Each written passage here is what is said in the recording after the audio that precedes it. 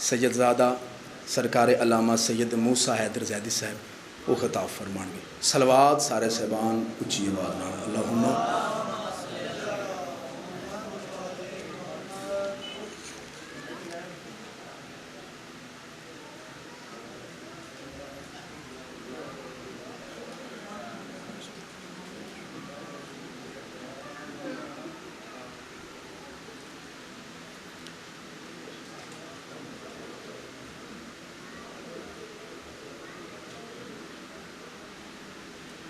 کیجیے، کوشش کیجیے اس سے بھی بیدار بلند تر سلام.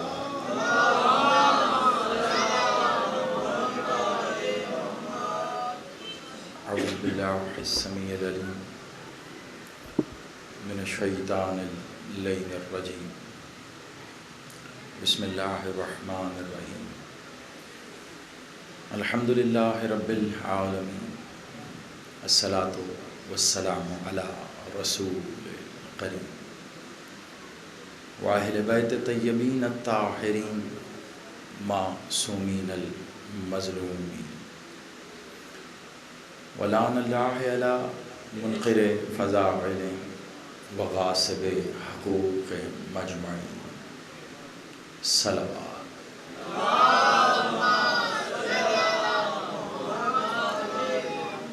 نعرہ تکبیر، نعرہ رسالت، ازل سے ابد تک ان کا محافظ. نعرہ حیدری، حسینیت، یزیدیت، برائے ظہور منتقم خون حسین. بلندر صلوات.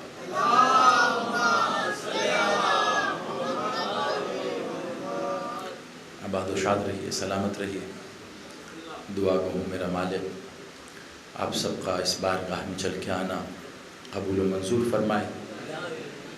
خادمین صف ولا باوجی، ان کا خانوادہ گھرانہ نجف منزل سے منسوب تمام اہل ولا، تمام ڈیوٹی بردار جنہوں نے یہ صف ولا بچھانے میں جس بھی طرح کی کوشش صحیح اور نوکری مالک کے حضور پیش کی ہے، دعا کرتے ہیں بادشاہ ان کی اس کاوش کو اپنی بارگاہ میں قبول و منظور فرمائے، اور اس کا جو بہترین اجر یہ چاہتے ہیں مالک اپنے ید کل خیر سے عطا فرمائے. سب سے پہلے مجھے حقیر کی جانب سے آپ سب کو مالک کی پاک آمد بہت مبارک ہو. جب سے عرض الہیہ سے وجودی اعتبار سے واپس آیا ہوں، یہ پہلا موقع ہے مالک کے حضور آنے کے بعد ذکر کر رہا ہوں. طبیعت کی ناسازی کی وجہ سے کچھ دیر نہیں کر پایا ابھی. آج بھی بابا جی کا حکم تھا تو اس لیے حاضر ہو گیا. بس دھیرے دھیرے تھوڑا سا ذکر کر کے مالک کے حضور سجدہ پیش کروں گا. آواز کا لب و لہجے کا دھیما پن آپ میری مجبوری سمجھ کے قبول کیجیے گا، تھوڑا سا میرا ساتھ دیجیے گا. کوشش کروں گا ایک دو باتیں، ایک دو راز و نیاز مالک کے حوالے سے آپ کے حضور پیش کر دوں. باقی حقیقت تو یہ ہے کہ وہ اپنا تعارف خود ہیں، ان کا تعارف کوئی کرا نہیں سکتا. ہاں یہ اللہ کا تعارف ضرور کراتے ہیں. ایک جملے سے آغاز کر رہا ہوں. ایک مومن بھائی ہیں، انہوں نے خصوصی طور پہ فرمائش بھی کی تھی کہ اگر موقع ملے تو یہ جملہ آپ ضرور کہیے گا. بہت سال پہلے کہا تھا اور لگ بھگ پھر ہمیشہ ہی کہتا رہتا ہوں.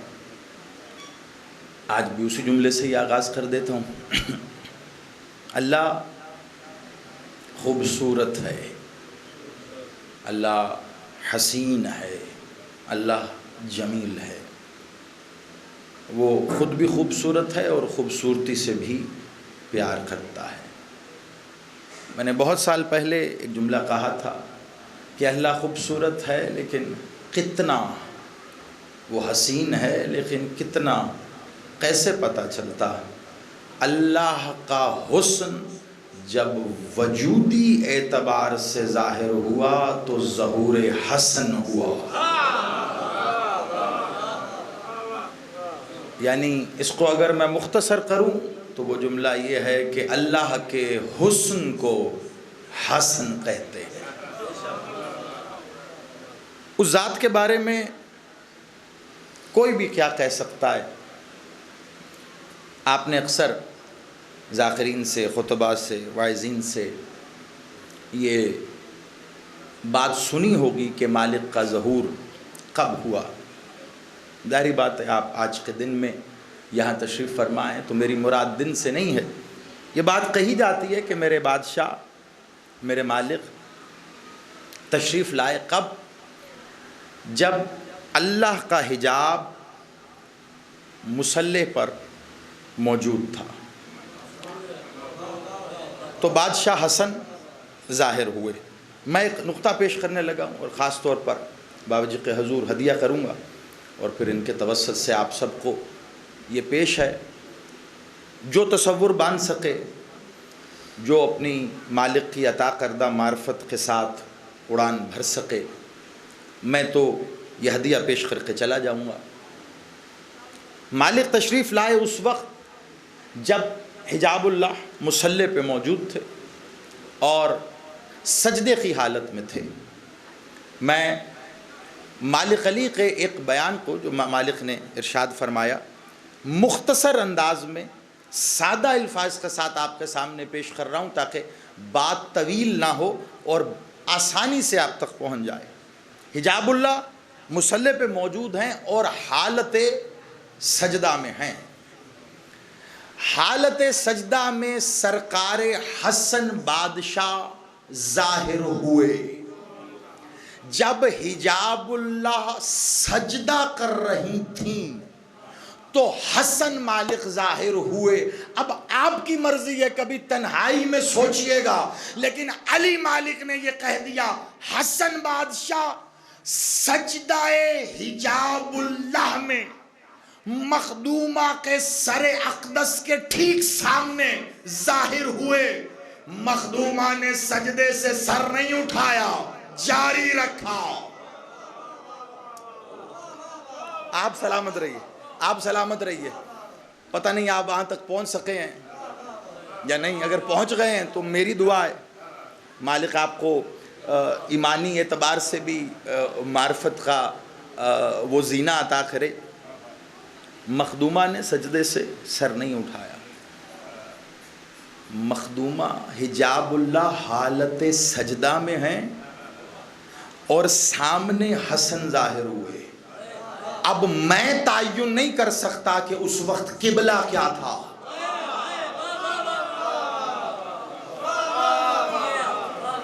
میں نے کہا تھا میں دھیمے انداز میں کچھ آپ کو پیش کرنا چاہ رہا ہوں۔ آپ بڑے اچھے انداز میں شعراء سے اور ذاکرین سے آپ اچھے لحن میں مالک کا ذکر سنتے رہیں گے۔ میرے پاس یہی معرفت کے 2-4 موتی ہیں میں نے آپ کے حوالے کرنے۔ قبلے کا تعین میں نہیں کر سکتا کہ پھر قبلہ کیا ہوا۔ اب میں کیا بتاؤں؟ دراصل اس ذات کا ذکر جس کے بارے میں آج ہم یہاں موجود ہیں ہوتا بہت کم، پورے سال میں بس چند ایام آتے ہیں جب ذکر ہوتا ہے۔ اس دن میں بھی اگر میں یہ کہوں گا کہ اپنی طرف سے حق ادا کرنے کی کوشش نہ کی جائے تو ظلم ہے۔ اس کو اپنے ذہن میں رکھیے گا کہ پھر قبلہ کیا ہوا بشر اس کا تعین نہیں کر سکتا۔ اس کو ذہن میں رکھیے گا، حجاب اللہ، سجدہ، سامنے مولا حسن۔ مالک امیر تشریف فرمائیں۔ اب میں ایک اور منظر دکھا رہا ہوں پھر آپ ملا لیجئے گا۔ مالک امیر تشریف فرمائیں، مالک حسن، بادشاہ حسین اور پاک بی بی مخدومہ عالیہ مالک علی کی پاک بیٹی، وہ بھی تشریف فرمائیں۔ مولا علی نے بادشاہ حسن کو اپنے ایک زانو پہ بٹھایا ہے، دائیں زانو، مولا حسین کو اپنے بائیں زانو پہ بٹھایا، مخدومہ عالیہ سامنے تشریف فرمائیں. اب یہ روایت بڑی طویل ہے، میں آگے نہیں بڑھوں گا، لیکن ایک جملہ جو مولا حسن کے لیے کہا ہے نا وہ میں آپ کے حوالے کر رہا ہوں. بتا دیا ہے میں نے، ایک علمی ذمہ داری پوری کی کہ روایت بڑی طویل ہے. مولا حسن بادشاہ اپنے دائیں زانو پہ بادشاہ نے ان کو بٹھایا ہے. مالک حسن کو چومتے ہیں، مولا حسین کو چومتے ہیں، پھر سر اقدس پہ مخدومہ کے بوسہ دیتے ہیں. پاک بی بی عالیہ حجاب اللہ دیکھ رہی ہیں. جب مالک نے یہی عمل ایک کے بعد دوسری بار دہرایا اور پھر تیسری بار کیا تو مخدومہ عالیہ ہونی کو ہونے سے پہلے جاننے والی بی بی نے پوچھا، بی بی نے پوچھا، کہا والی یہ کیا کر رہے ہیں آپ؟ تو اب بادشاہ نے بتانا شروع کیا کیا کر رہے ہیں. میں صرف ایک پہلو بتاؤں گا، مولا حسن کا آپ ملا لیجئے گا. مالک علی نے مولا حسن کی طرف اشارہ کر کے کہا حسن حسناتی. اس کا مطلب کیا ہے میں وہ بتاؤں گا، ایک جملہ یہ سنیے. مالک علی نے مولا حسن کی طرف اشارہ کر کے کہا، کس نے؟ علی مولا نے. اب یہ علی کون ہے؟ ایک تعارف اور کراتا، اتنا چھوٹا سا بس. بادشاہ محمد نے مولا علی کے بارے میں ایک حدیث جنگ خندق میں کہی تھی. وہ کیا تھی؟ علی بادشاہ کی ضربت ثقلین کی عبادتوں سے افضل ہے.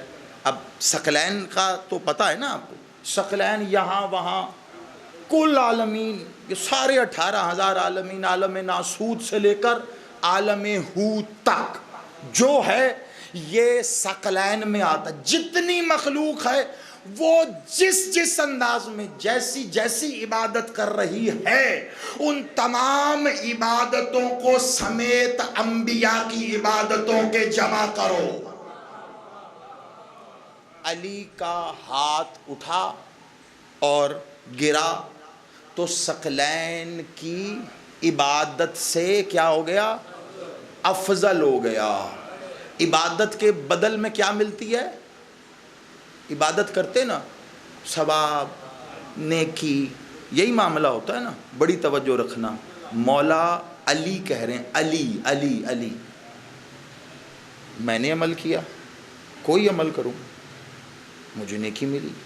مالک کا ذکر کر رہا ہوں، نیکی ملی. کتنی؟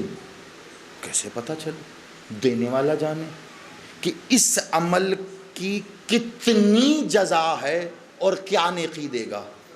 آپ کوئی عمل کریں، یہ بنیاد کیا بنے گی کہ عمل کیا کیا ہے، اس پر نیکی کی جزا کی بنیاد اور انحصار ہے. علی نے ہاتھ اٹھا کے گرایا، ثقلین کی عبادتوں سے افضل ہوا. دائیں زانو پہ بادشاہ حسن بیٹھے تھے. مولا علی نے کہا بی بی کیا بتاؤں؟ علی کی ساری نیکیاں جمع کرو تو حسن ہوتا. حسن حسناتی، میری ساری حسنات، علی کی ساری حسنات کون ہے؟ حسن ہے. قرآن میں جس مقصد کے لیے بالعموم منزل میں نے پوری اپنی ایک طے کر لی. میری کوشش ہے بادشاہ کے حضور ایک بات اور کروں. جس مقصد کے لیے کہا جاتا ہے نا کہ قرآن بالعموم ہمیں بتایا جاتا ہے، کہا جاتا ہے کہ قرآن نازل ہوا، جس مقصد کے لیے کہا جاتا ہے، اگر اس مقصد کے لیے نازل ہوا ہو، سلامت رہیے، اگر اس مقصد کے لیے، تو سب سے پہلے جو سورہ آنا چاہیے تھا وہ سورہ توحید ہوتا. اللہ کی وحدانیت کے اقرار کے لیے اصول کی بات سب سے پہلے سورہ توحید آنا چاہیے تھا. تاکہ کیوں؟ وجہ کیا تھی؟ 360 خداؤں کو مانے بیٹھے، اللہ کو نہیں مانتے، مشرک ہیں. تو اب مشرقین کو ایک کی طرف دعوت دینی ہے تو سب سے پہلے کہنا چاہیے تھا قل هو اللہ احد. یہ غلط بحث ہے، ایسا کیوں نہیں ہوا؟ اس سورہ کو ذہن میں رکھیے گا. اس سورہ میں دو باتوں کی طرف اشارہ کروں گا اور میرے حصے کی ڈیوٹی تمام. بس اتنی ہمت جٹا پایا ہوں ابھی. آپ دعا کیجیے گا مالک ذکر کے صدقے میں صحت عطا کریں. ہمارا تو سب کچھ یہی. کفو ایک لفظ ہے جو اسی سورہ میں استعمال ہوا ہے. کفوًا احد. کیا مطلب ہے اس کا؟ اس کا کوئی ہمسر نہیں ہے. یہ کفو پتہ کس کے لیے استعمال ہوتا ہے؟ ہمسر کے کیا معنی ہوتے ہیں؟ بالکل برابر، ایک جیسا، فضیلت میں، مرتبے میں، ہر شے میں بالکل جو ایک جیسا ہو وہ کفو ہوتا ہے. اور قرآن نے کہا ہے کفواً احد. اس کا کوئی ہمسر نہیں، اس کے کوئی برابر نہیں ہے. یہ لفظ آپ کے ہاں بھی رائج ہے، استعمال کیا جاتا ہے. اس کا کوئی نہیں ہے آپ کے لیے استعمال کیا جاتا ہے. اکثر جو اہل زبان ہیں وہ اس بات کی تائید کریں گے کہ شادی بیاہ میں یا جب کسی بھی اپنے بچے یا بچی کی شادی کے لیے جب خواہش کا اظہار کیا جاتا ہے تو لفظ کفو استعمال کیا جاتا ہے کہ اس بچے کا کفو وہ فلاں بچی ہو، یا اس کا کفو یہ ہوگا. تو اس کے کیا معنی ہوتے کہ برابر ہو. میرا دل کر رہا ہے میں رک کے ایک پیغام دے دوں ساتھی. بابا جی آپ کی اگر اجازت ہو، پلٹ کے واپس ہی جا رہا ہوں اور بس 2-4 منٹ میں سمیٹ رہا ہوں، لیکن ایک پیغام بھی دینا چاہ رہا ہوں. جب بھی شادی کے لیے ارادہ کیا جاتا ہے تو کفو ڈھونڈا جاتا ہے. بچے کا کفو، بچی کا کفو، یعنی ہمسر ڈھونڈ رہے ہیں. اب جب ہمسر ڈھونڈ رہے ہیں تو بچے والے یا بچی والے بڑے امیر ہیں، تو اب وہ جب رشتہ ڈھونڈنے جائیں گے تو وہ اپنے جیسا امیر دیکھیں گے. اگر اتنے صاحب ثروت نہیں ہے دنیاوی طور پر تو کہیں گے نہیں، برابری کا معاملہ نہیں ہے. برابری کی جگہ زمین جائیداد والے ہیں تو اس حوالے سے دیکھیں گے. برابری کا معاملہ ویسا ہی ہونا چاہیے. ٹھیک ویسا ہی جیسے سادات کے معاملے ہیں. سادات کا کفو سادات میں ہر برادری والا اپنی برادری میں کرنا چاہتا ہے، ہر پیسے والا اپنے جیسے پیسے والے کے ساتھ کرنا چاہتا ہے، ہر امیر اپنے جیسے امیر کے ساتھ کرنا چاہتا ہے. یہ ساری چیزیں دیکھی جاتی ہیں. بابا جی میں پریشان ہوں کہ ایک بات کیوں نہیں دیکھی جاتی؟ جب بھی رشتے طے کیے جاتے ہیں ہمیشہ یہ ضرور دیکھا جاتا ہے بچہ کتنا پڑھا لکھا ہے.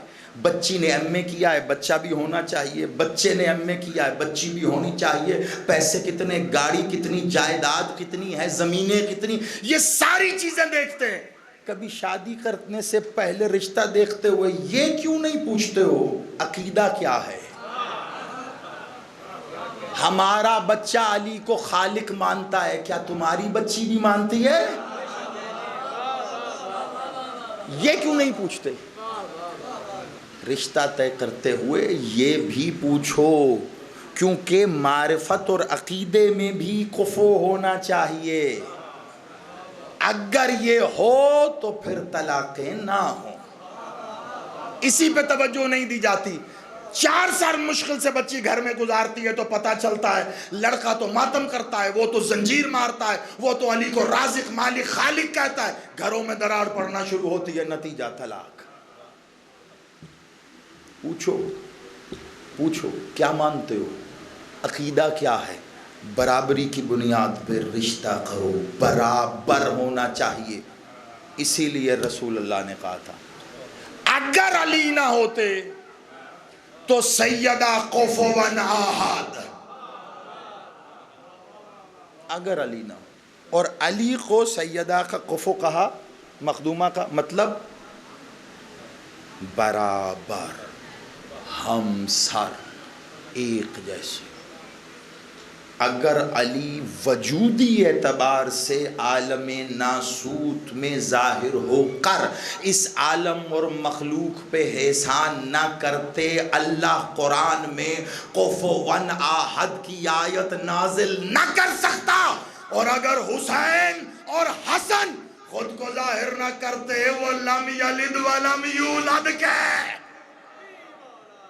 آپ سلامت رہے، بسم اللہ، سجدہ کرے مخلوق مالک حسن المجتبی کو۔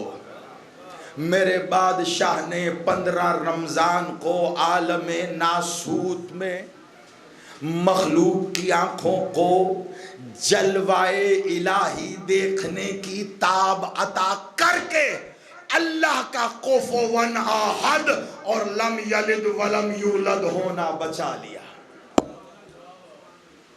حسن بادشاہ، ایک اور فضیلت کا موتی اور میرے حصے کی ڈیوٹی تمام۔ قرآن نے ذکر کیا ہے مشرقین کا اور مغربین کا، وہ مشرقین کا بھی اور مغربین کا بھی۔ مختصر سا، پوری روایت اور تفصیل میں بھی نہیں جانا، صرف ایک جملہ اور اس یہ مالک کا فرمان اور اس فرمان پہ ایک جملہ، اور اس کے بعد آگے آپ کی مرضی، سر دھنتے رہیے گا۔ لیکن ایک بات ضرور کہوں گا، آج تک جتنی نمازیں پڑھی ہیں آپ نے، رخ کرتے ہیں نا آپ ایسے قبلے کی طرف، جتنی نمازیں پڑھی ہیں، آپ کی کیفیت، آپ کا ظرف، آپ کی معرفت اور اس سے جو آپ کو ملتا ہے وہ ملا۔ لیکن اتنا کہوں گا، اگر آپ نے اس بات کو وصول کر لیا تو آج کے بعد جب بھی نماز کے لیے کھڑے ہوں گے نا اور تکبیر کہیں گے، آپ کی کیفیت بدلے گی۔ آپ کو یہ بات ضرور یاد آئے گی اگر اپنے اندر گھر کر۔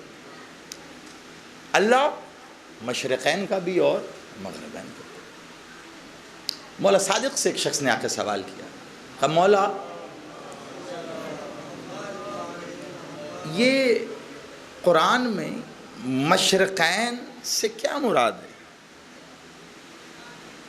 جو ذکر کیا جا رہا ہے؟ مشرقین دو۔ اب مالک نے قرآن کی ہر آیت کے ہر حصے پر کئی توجیحات، کئی علتیں بیان کی ہیں، یہ ان میں سے ایک ہے۔ مولا مشرقین کیا ہے؟ کہا قرآن جہاں مشرقین کا ذکر کر رہا ہے اس سے مراد مولا محمد اور علی ہیں۔ یہ مشرقین محمد اور مولا علی ہیں۔ کہا مولا تو پھر مغربین کیا ہے؟ کہا مغربین سے مراد حسن اور حسین ہیں۔ بس بات، حدیث چلی آگے، روایت چلی آگے، لیکن جو میں نے کہنا تھا وہ میں نے کہہ دیا۔ آخری جملہ، کہا مولا مغربین سے کیا مراد ہے؟ کہا مغربین سے مراد ہے حسن اور حسین۔ تو مغرب کیا ہے؟ مغربین حسنین ہیں، تو مغرب کیا ہے؟ مولا حسن اور ایک مغرب مولا حسین۔ اب اس سے بھی آگے کئی ابواب کھلتے ہیں معرفت کے، کبھی موقع رہا تو اس پہ بات ہوگی۔ ابھی ایک جملہ کہہ کے آپ سے اجازت لے رہا ہوں۔ مغربین کون ہیں؟ مولا حسن و حسین۔ تو مغرب کیا ہوئی؟ بادشاہ حسن المجتبی۔ اب انصاف سے بتا، جب بھی نماز کے لیے کھڑا ہوتا ہے تو رخ کس جانب کرتا ہے؟ مغرب کی طرف۔ اب یا تو حسن کو رب ماننا چھوڑ، ورنہ نماز مغرب کے بجائے کسی اور سمت میں پڑھ۔ جس حسن کی طرف رخ کر کے تیری نماز ہوتی ہے، اس نماز میں اگر حسن کے بابے کی ولایت نہیں ہے نا تو وہی نماز پھر تجھ پہ لعنت کرتی ہے۔ آپ سلامت رہیں، آپ آباد رہیں، اس دعا کے ساتھ کہ میرا مالک آپ کو ایسے لاتعداد جشن منانا نصیب کرے، بابا جی کو، ان کے خانوادے کو ایسے لاتعداد جشن کروانا نصیب کرے۔ اور ایک دعا ضرور کروں گا. دعا سمجھیں یا دل کی بات سمجھیں.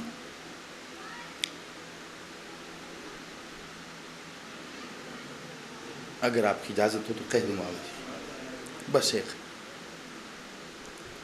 آپ بھی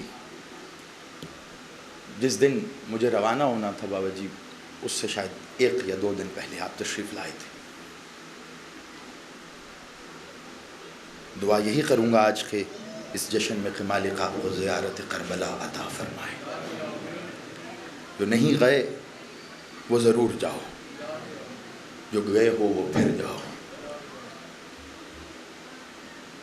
کربلا میں حسین تو ہمیشہ یاد آتا ہے نا، حسین تو کبھی بھولا ہی نہیں، ہر سانس کے ساتھ. کربلا پہنچو تو حسین اور بھی یاد آتا ہے. ہر جگہ آپ داخل ہوں کربلا میں، جا رہے ہوں یہاں سے تو بس حسین ہی حسین ہوتا ہے نا. کربلا داخل ہوں تو ہوٹل میں چلیں بین الحرمین، تصور میں حسین ہی حسین.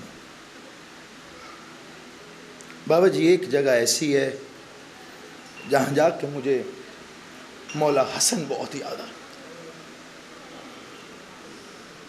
اور وہ جگہ ہے خیمہ حسینی میں، جہاں مولا سرکار امیر قاسم کا حجرہ بنا. وہاں مولا حسن بہت یاد آئے. یہی دعا کروں گا اس سہرے کے صدقے میں، آج کے اس ذکر کے صدقے میں، میرا مالک آپ کو کبھی کوئی غم نہ دے. میرا مالک ہمیشہ اپنی ولایت کے حصار میں رکھے. میرا بادشاہ، اس ذکر کا وارث، اس ذکر کا مالک، اس سہرے کا وارث، اس سہرے کا مالک، ولایت کا وارث، ولایت کا مالک، میرا بادشاہ آپ سب کو اپنا ظہور دیکھنا نصیب کرے. برائے خوشنودی سرکار مولا حسن المجتبیٰ بلند تر صلوات.